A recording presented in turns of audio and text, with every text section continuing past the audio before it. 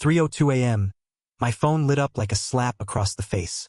I was sitting on the back porch, half asleep in that numb kind of way where the silence hurts more than noise ever could. The message just sat there on the screen, glowing like a middle finger to my entire existence. "You don't own me." 7 syllables. That's what she had to say after ghosting me for 3 nights. After not even pretending to care if I'd eaten, slept, or noticed the perfume she didn't wear for me. No hey, no sorry, no explanation.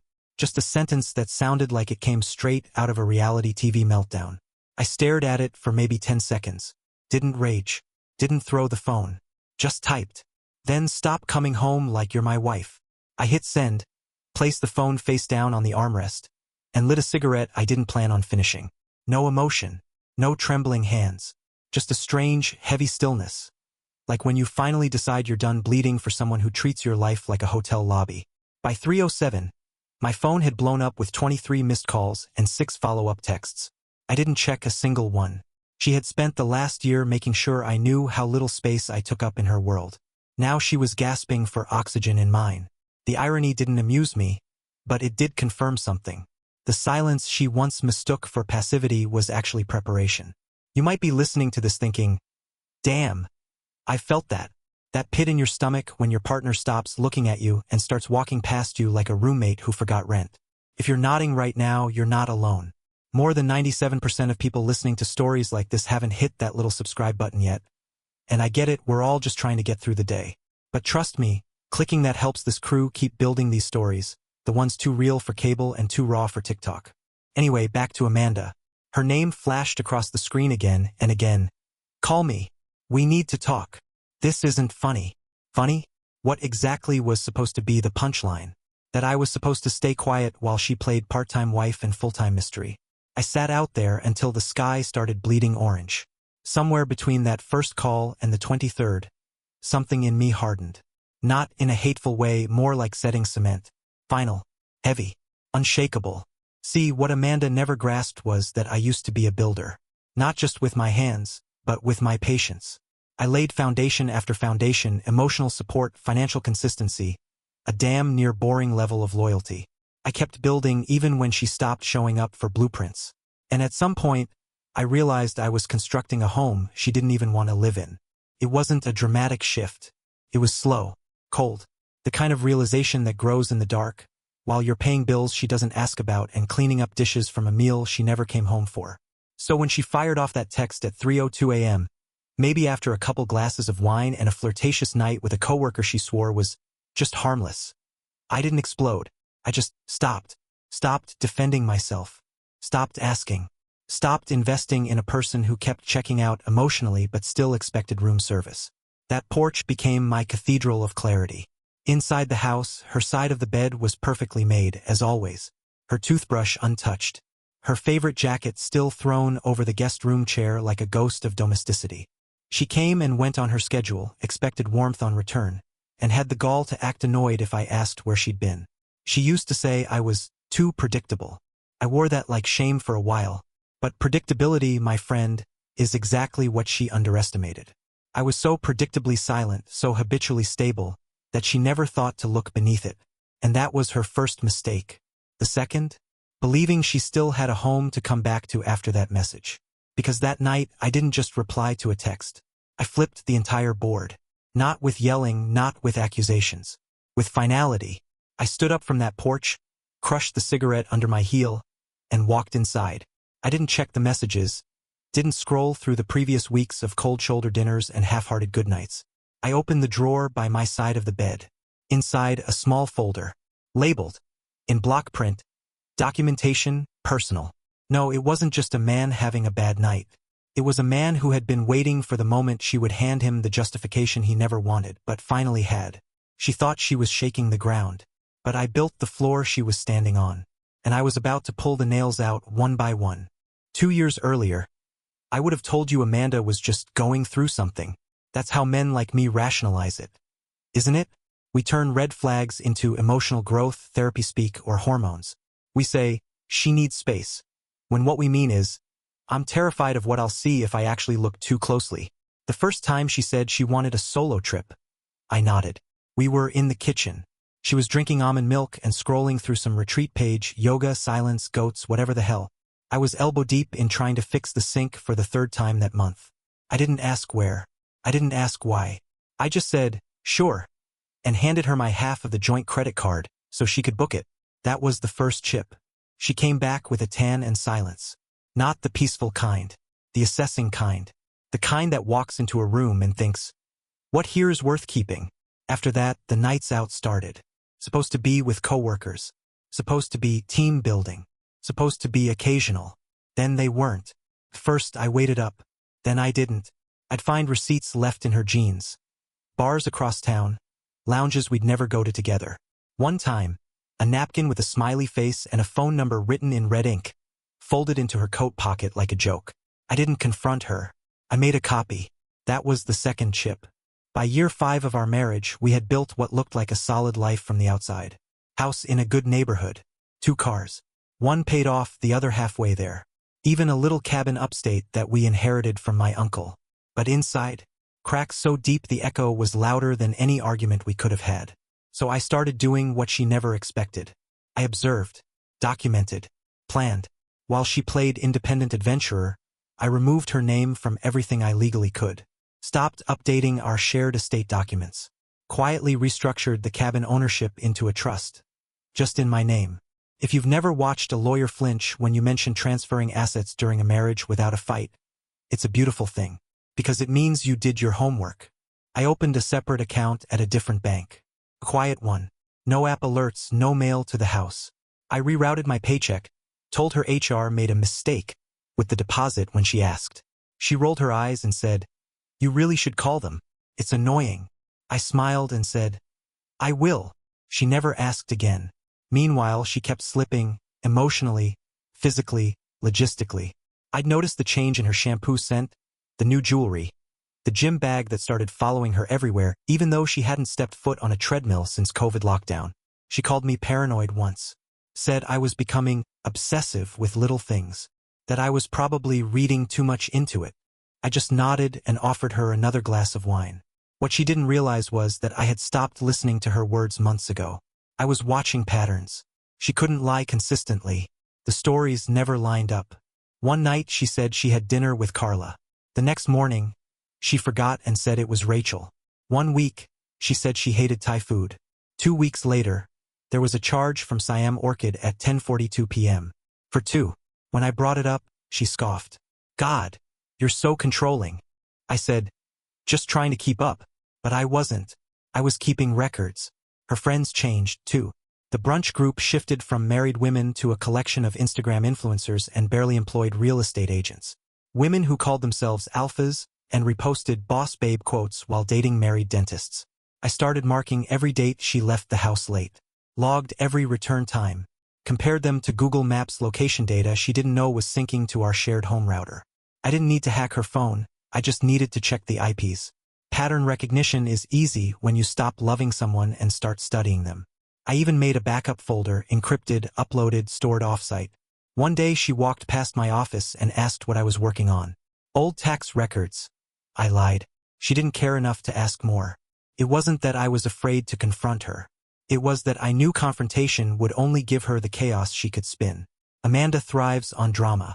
Drama lets her flip victimhood into a weapon. And I wasn't about to hand her a sword.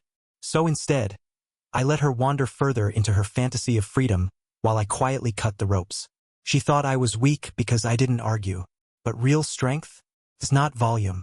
It's leverage. And I was gathering every piece of it. At 3:14 a.m., while I sat on the edge of our bed staring at nothing, Amanda was in someone else's apartment, typing her version of history with manicured fingers and the grin of a woman who thought she was winning. He finally snapped. Might be time to go full D. That's what she sent. I saw she blew through the front door at exactly 9:04 a.m., keys clattering to the floor, heels sharp against the tile like war drums, hair in a messy bun, eyes wild, still in the outfit from the night before, one I hadn't bought, hadn't seen, hadn't been meant to. Why the hell aren't you answering me? She snapped. I was sitting at the dining room table, coffee in hand, documents neatly stacked beside me. Calm, dressed, packed. I didn't flinch. I just glanced toward the front door, where a single suitcase waited like a loaded gun mine. "I'm heading to a meeting," I said flatly. "Lawyer. Want to come?" She froze. That word, the one she had danced around, weaponized in arguments, flirted with in her group chats, suddenly lost all its swagger. Her face twisted, as if trying to decide which mask to put on. Fury? Charm? Guilt? Denial? "Excuse me." I took another sip. "Lawyer," I repeated.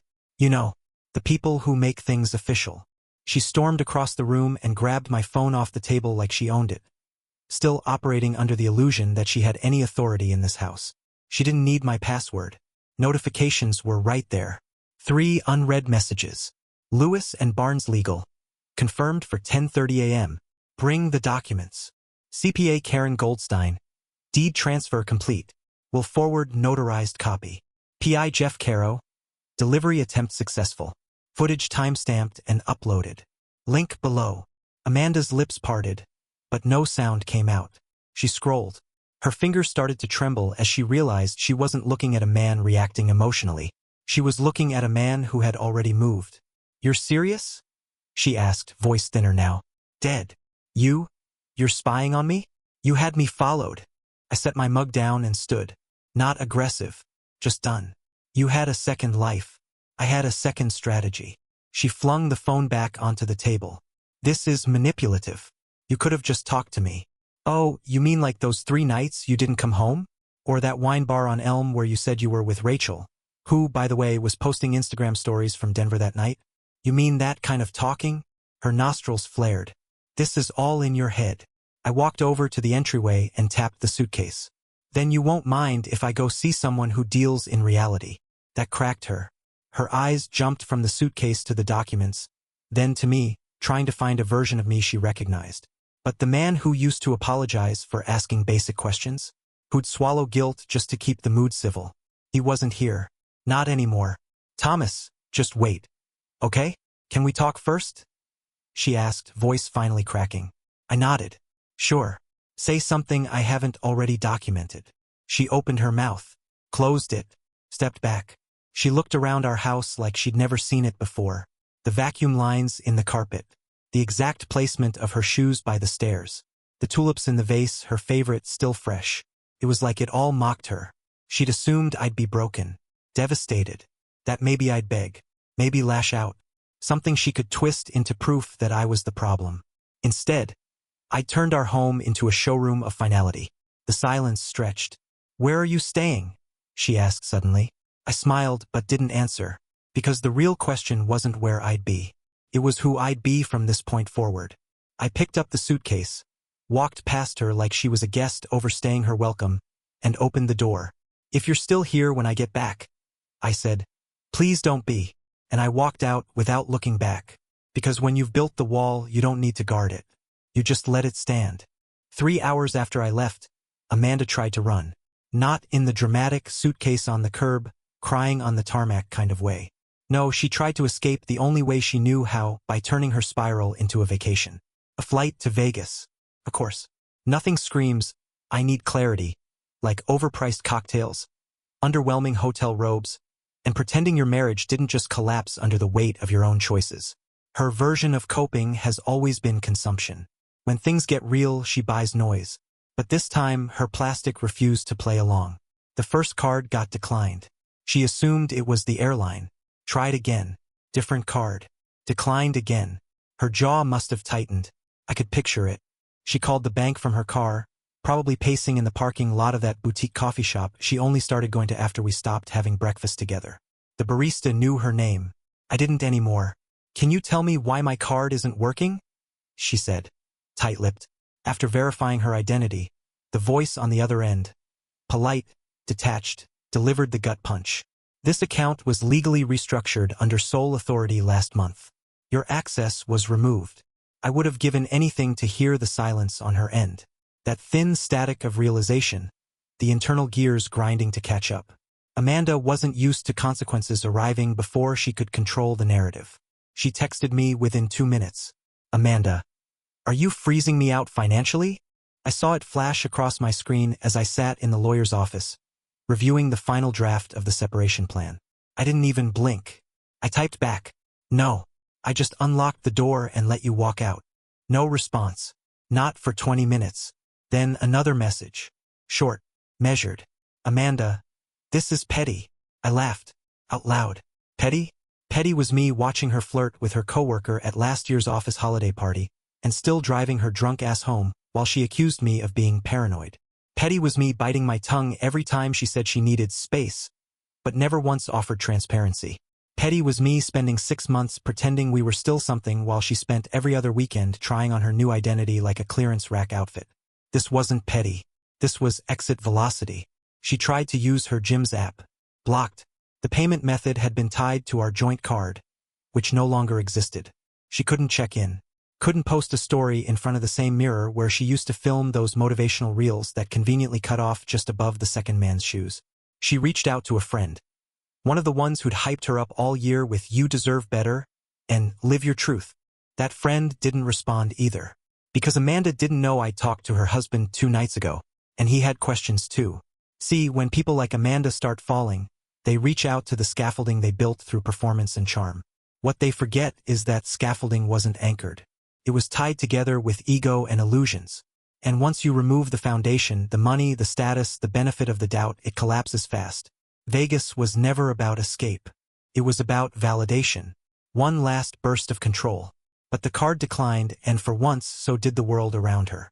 She couldn't book the trip. She couldn't spin the story. She couldn't even buy herself a lie to sleep inside. And for the first time in years, Amanda was alone with something she couldn't shop her way out of, herself. By Friday, Amanda realized the real punishment wasn't financial. It was social. The quiet, creeping exile from the world she once held court in like some suburban duchess. She first noticed it at her gym.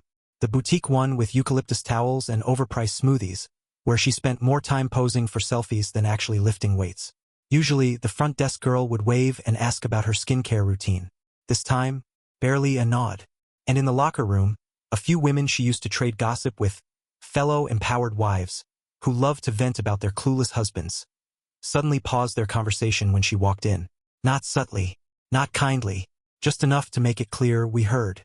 Amanda tried to hold her head up. Classic move.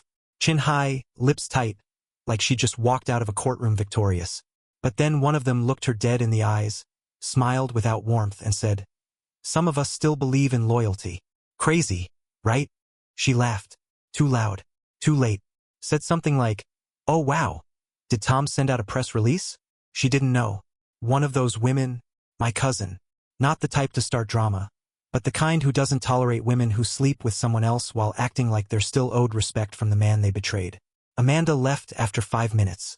Didn't even finish her protein shake. Then came the block. Matt, the walking haircut she'd risked everything for, cut her off completely. Phone, Instagram, even Venmo. Because the moment she showed up outside his work to just talk, his instincts kicked in. You know, the type of guy who's charming until commitment enters the chat? That was Matt. Charming becomes cruel real fast when they feel cornered. He told HR she was making him uncomfortable. Amanda didn't see that coming. Her golden boy turned gray faster than spoiled milk. She tried damage control. A cryptic post on Instagram about learning who your real friends are. A story with a wine glass captioned, "Unbothered." Another featuring a quote card. "She's not toxic. You just can't handle accountability." Nobody commented, except for one emoji from an old acquaintance. The clown face. By Saturday, a neighbor, Sandy, the one who hosts all the seasonal parties, unfriended her on Facebook. Unfriended. Not even the courtesy of a quiet snooze. Just gone. The digital version of slamming a door and nailing it shut. Why? Because I'd sent Sandy a clip. Just 37 seconds.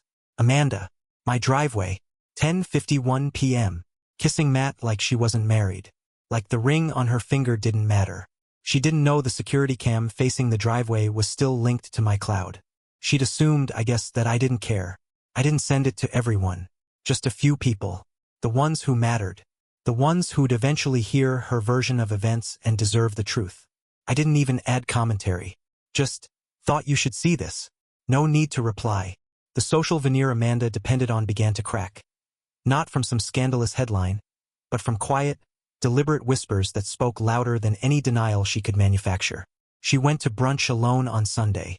Sat there poking at an overpriced omelet with no one across the table, pretending she had somewhere to be after. She tried texting her friend Kelly, the loudest of the cheerleaders during Amanda's independence era. No reply. What Amanda didn't know, Kelly's husband used to work with mine, and he saw the video too. Her phone became a mirror she couldn't look away from. Every app, every group chat, every silent message thread. She'd built her social life on curated confidence, on being the woman with stories, with jokes, with the perfect caption. But underneath all of it was just a hollow persona held together by borrowed charm and people who tolerated her because of me. Now, those people were gone. She wasn't being canceled. She was being forgotten, and that stung more than anything else. It arrived on a Monday afternoon, sealed in a thick white envelope with her full name spelled out in block letters. Amanda Elizabeth Carson. Served at her friend Jenny's place, where she'd been staying since things got weird at home. Her words. Jenny had opened the door to find a process server in a windbreaker and polite apathy. No emotion, no ceremony. Just a handoff. This is for Ms. Carson. Amanda wasn't even downstairs. She came running after Jenny yelled, I think you've been served. Amanda grabbed the envelope like it might bite her. But it wasn't the weight of it that made her hands shake. It was the silence of it. The way it didn't scream or accuse. It simply presented. She tore it open at the kitchen counter. First page. Notice of marital separation. Signed. Dated. Filed. Second page. Asset partition proposal. Cleanly divided. Methodical. Cold. Her name absent from everything meaningful. No stake in the second property. No access to the remaining joint account closed. Vehicle, hers, but the title was never co-signed, so good luck refinancing that lease now that her credit was tanking. Third section. A neatly compiled file from a private investigator. Black and white photos. Timestamps. One of her walking into Matt's apartment with an overnight bag. Another of them laughing in a booth at that little Peruvian place she told me she discovered on Yelp. There were statements, too. Summaries of her locations. Discrepancies between where she said she was and where she'd actually been. One page even quoted her text to Matt. He finally snapped. Might be time to go full D. At the bottom of the packet, one line stood out, bolded. Acknowledgement of service requested within 7 days. That was when Amanda dropped the envelope. She didn't scream. She didn't throw anything. She didn't run. She just crumpled. Right there, beside the barstool where she used to scroll through inspirational quotes and flirt with chaos. In a hoodie that wasn't hers, in a kitchen that wasn't hers, on a countertop that held every lie she ever told. Now undone by the truth she never expected to be served formally. Tears came in slow waves. Not the kind that demand attention. The kind that creep in when you realize the oxygen you always took for granted has been quietly turned off. Jenny stood frozen for a second before awkwardly mumbling, "I'll give you some space," and disappearing down the hallway. Amanda sat there, shaking, staring at the photos like maybe if she blinked enough, they'd disappear. Like maybe this was just another fight. Another dramatic chapter where she could beg, spin, or manipulate her way into a new resolution. But there was no fight, just structure. This wasn't a warning. This was documentation. Amanda wasn't used to being cornered by facts. She was used to emotions, to pulling heartstrings, even rotten ones, and watching people bend. But I hadn't given her emotion. I gave her evidence. And evidence doesn't argue. It just sits there, airtight, waiting for acknowledgement. She tried calling me. Once. Didn't go through. Tried again. Straight to voicemail. She typed out a text. "Can we please talk before we go nuclear?" Then deleted it. She wasn't sure what version of me would reply. The old one, tired, patient, still clinging to the memory of who we used to be. Or this one, the man who had given her all the rope she needed, and watched as she built her own noose with it. 7 days. That was the window. But she already knew. This wasn't a countdown.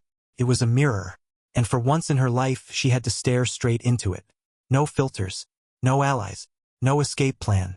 Just the truth. Served cold. She showed up at my office like a scene stealer from a bad soap opera. Smeared mascara, fake humility, the look of a woman who just realized the cameras weren't rolling anymore. She marched in past reception like she still had rights to my time. Like she could weaponize the performance of pain and rewrite the story mid-season. The front desk buzzed me. "There's a woman here asking for you," says it's urgent. She won't leave. I already knew who. I walked out calmly, papers in hand, and there she was, Amanda, dressed for sympathy, crying like she hadn't orchestrated her own downfall with the precision of a narcissist with a checklist. She looked around the office like she expected someone to step in and defend her. But no one moved. "Tom," she said, voice cracking just right. "Can we talk? Please? Just 5 minutes." I didn't answer, just turned to the building security and said, "She's not cleared for this floor. Escort her out." "Are you serious?" she gasped. "You're really doing this? In front of everyone?" "Yes," I said flatly. "In front of everyone. You've done enough in the dark."